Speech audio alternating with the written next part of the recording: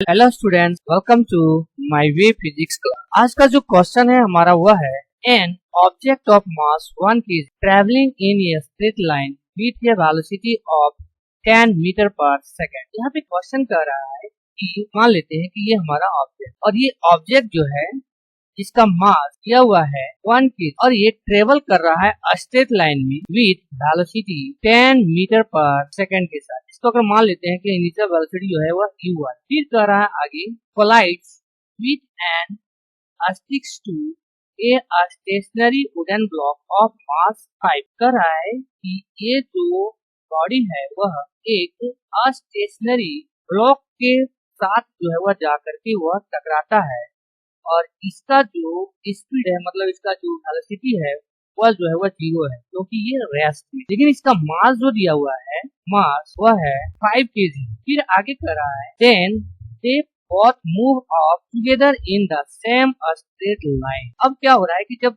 ये बॉडी इधर जाकर के टकरा रहा है, जाकर के जब ये टकराता है, टकराने के बाद जो है दोनों बॉडी जो है वह साथ में हो जा रहा है और ये दोनों जो है वह एक वेलोसिटी के साथ जो है वह क्या कर रहा है आगे बढ़ रहा है उसी स्ट्रेट लाइन में, दोनों साथ में जो है क्योंकि दोनों जो है वो आपस में कंबाइन हो। फिर कह रहा है आगे calculate the total momentum just before the impact. अब हमको क्या करना है, यहाँ पे टोटल मोमेंटम जो है वो निकालना है टकराने से पहले and just after the impact और टकराने के बाद। Also calculate the velocity of the combined और जो कम्बाइन हो गया है उस कम्बाइंड ऑब्जेक्ट का जो है वो हमको वेलोसिटी यहाँ पे निकालना है। हम यहाँ पे सॉल्यूशन में देख सबसे पहले कि जो मास दिया हुआ ऑब्जेक्ट m1 का दिया हुआ है 1 इसका इनिशियल जो वेलोसिटी है u1 वह है 10 मीटर पर सेकंड जो यहाँ पर हम देख रहे हैं। इसका हमने मास m1, दूसरा मास है m2 जो रेस्ट में है, इसको हम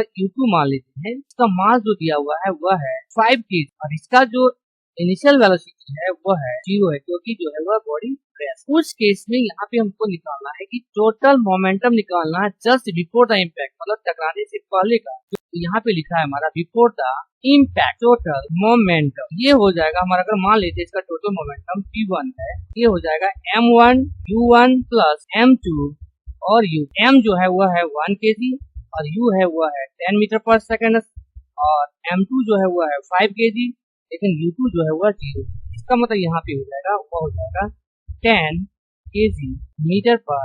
ये हो जाएगा बिफोर इम्पैक्ट का जो मोमेंटम हुआ। अब हमको निकालना है आफ्टर, यहाँ पे दिया हुआ जस्ट आफ्टर द इम्पैक्ट। तो हम लोग जानते हैं यहाँ पे कि टोटल मोमेंटम जो होता है जस्ट बिफोर द इम्पैक्ट और आफ्टर द इम्पैक्ट दोनों जो है वह इक्वल होता है। इसका मतलब हम कह सकते हैं आफ्टर द इम्पैक्ट मोमेंटम अगर उसको मान लेते हैं p2 तो ये जो है वह p1 के जो है वह बराबर हो जाएगा। इसका मतलब ये भी जो हो जाएगा वह हो जाएगा 10 kg मीटर पर सेकंड। मतलब आफ्टर जो इम्पैक्ट होगा वह भी मोमेंटम जो होगा वह हो जाएगा 10 kg मीटर पर सेकंड। अब आगे जो निकालने को हो रहा है वह निकालने को हो रहा है calculate the velocity of the combined momentum.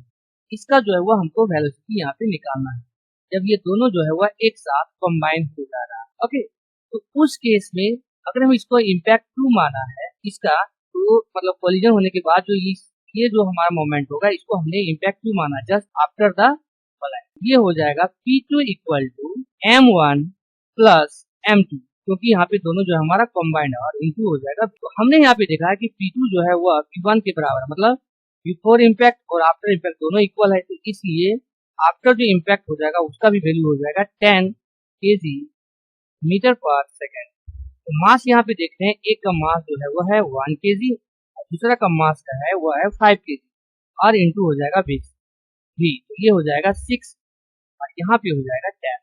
तो v इक्वल टू हो जाएगा वो हो जाएगा, तो जब हम यहाँ पे डिवाइड दे देंगे ये हमको वैल्यू मिल जाएगा, वो मिल जाएगा 1.6 मीटर पर सेकेंड। तो इस क्वेश्चन का जो है वो answer. Okay, thank you all of.